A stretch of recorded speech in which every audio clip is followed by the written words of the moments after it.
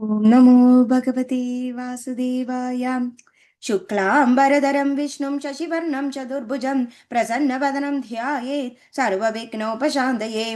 गुरवे सर्वलोकानां विषजे भवरोगिणां निधये सर्वविद्यानां दक्षिणामूर्तये नमः। जन्माद्यस्य यतोऽन्वयातितरतचार्तेष्वभिघ्नस्वराट् तेने ब्रह्मकृदाय आदिकवये मुह्यन्ति यत्सूरयः।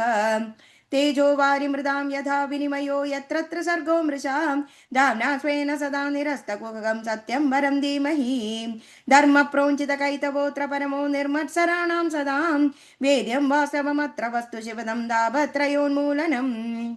श्रीमद्भागवते महामुनिकृते किं वा परैरीश्वरः सद्यो हृद्यवरुध्यते कृतभिः शुश्रूषुभिस्तत्क्षणात्। निगमकल्पतरोर्गलितं फलं शुकमुखादमृतद्रवसंयुतं पिबत भागवतं रसमालयं मुहुरघोरसिका भुवि भावुकाः। नारायणं नमस्कृत्य नरं चैव नरोत्तमं देवीं सरस्वतीं व्यासं ततो जयमुदीरयेत्।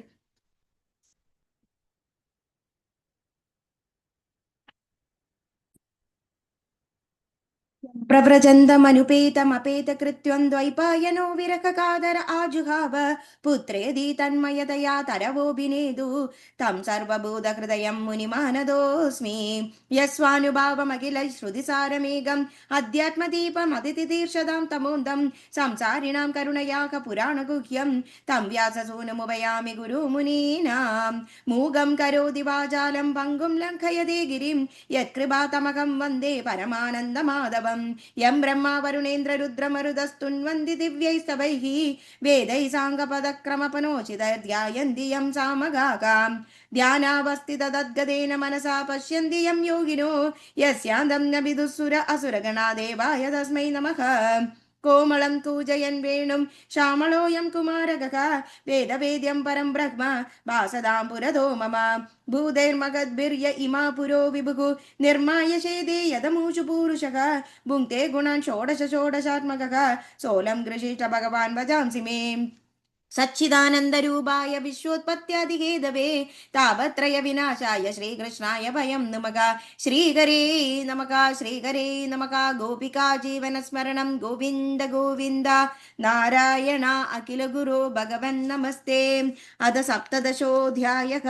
मैत्रेय उवाच एवं स भगवान् वैन्यः व्यापितो गुणकर्मभिः चन्दयामास तान् कामैः प्रतिपूजाभिनन्द्य च ब्राह्मण प्रमुखान् वर्णान् भृत्यामाद्य पुरोधसः पौराञ्जानपदान् श्रेणिः प्रकृति समपूजयत्। विदुर उवाच कस्माददार गोरूपं दरित्री बहुरूपिणी यां दुदोह पृदुस्तत्र को वत्सो दोहनं च किम् प्रकृत्या विषमा देवी कृदा तेन समाकतं तस्य मेद्यं हयं देवः कस्य हेतोरपाकरत्। सनत्कुमारात् भगवतो ब्रह्मन् ब्रह्म विदुत्तमात् लब्ध्वा ज्ञानं सविज्ञानं राजर्षिकां गतिं गतः यच्चानद्यपि कृष्णस्य भवान् भगवतः प्रभोः श्रवशुश्रवत् पुण्यं पूर्वदेह कदाश्रयम् भक्ताय मेनुरक्ताय तव चादोत्सजस्य च वक्तुमर्हस्य यो दुह्य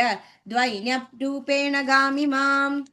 सूत उवाच चोदुदविदुरेणैवं वासुदेव कदां प्रति प्रशस्यतं प्रीतमना मैत्रेय प्रत्यभाषद। मैत्रेय उवाच यदाभिषिक्तपृथुरङ्गविप्रै आमन्त्रितो जनदायाशपालः प्रजा निरन्ने क्षितिपृष्ठ एत्य क्षुक्षामदेका पदिमभ्यवचन् वयं राजन् झाटरेणाभितप्ता यदाग्निना कोडरस्तेन वृक्षाकां त्वामद्य यादा शरणं शरण्यं यः साधितो वृत्तिकरप्रतिर्नः तन्नो भवानी हदुरातवेन्नं क्षुद्धादिर्दानां नरदेवदेव यावन्न नंक्ष्यामः उत्सिजार्धो वार्तापदिस्त्वं किल लोकपालक।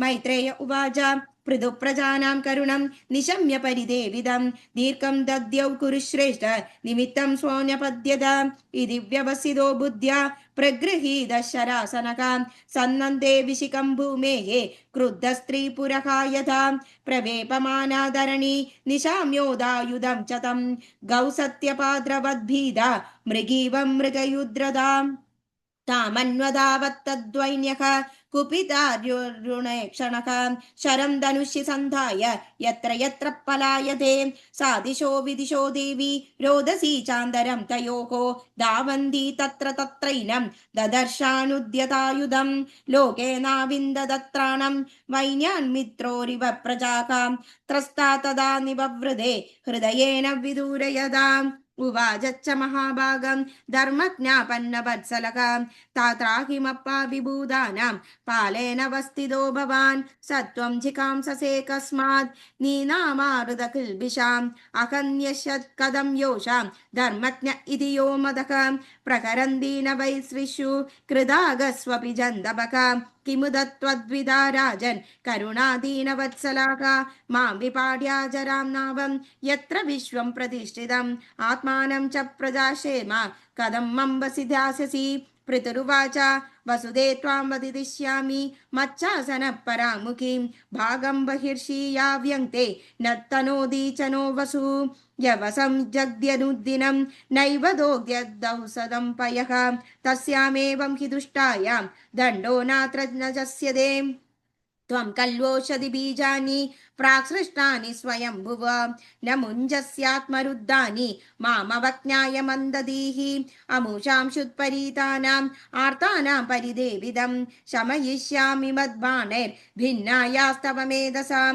पुमान् योषिदुदक्लिब आत्मसम्भावनोदमः भूदेषु निरनुश्रोवो नृपाणां तद्वनो वदः त्वां शब्ददां दुर्मदां नीत्वा मायायं तिलशक्षरैः आत्मयोगबलेनेम धारयिष्याम्यहं प्रजाकाम् एवं मन्युमयी मूर्तिं कृदान्तमिव बिभ्रतीं प्रणदा प्राञ्जलिप्राग मही सञ्जातवे पदुः धरोवाच नमः परस्मै पुरुषाय मायया विन्यस्तनानातनवे गुणात्मने नमः स्वरूपानुभवेन निर्दुद द्रव्यत्क्रियाकार विभप्रयाममे येनाघात्मानयदनं विनिर्मिता दात्रा यादोदं गुणसर्गसङ्ग्रहः स एव मां हन्तुमुदायुधस्वर दुभस्तिदोऽन्यक्षरणं कमाश्रये य एतद्दादावसृज चराचरं स्वमाययात्माश्रयया वितर्क्रिया तयैव सोऽयं किल गोप्तुमुद्यतः कथं नु मां धर्मपरोजिकां सति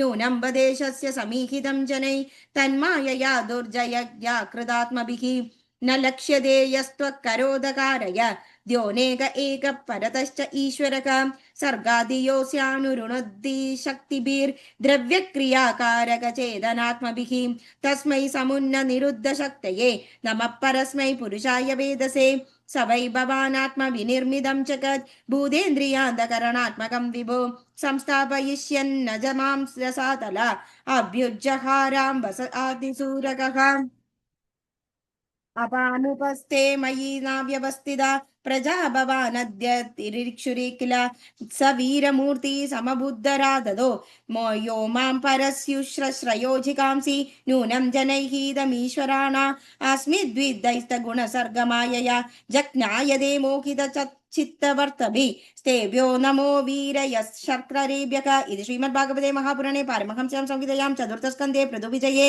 धरित्री निग्रहो नाम सप्तदशोऽध्यायः श्रीहरे नमः गोपिका जीवनस्मरणं गोविन्द गोविन्द नारायण अखिल गुरो भगवन् नमस्ते थैंक यू।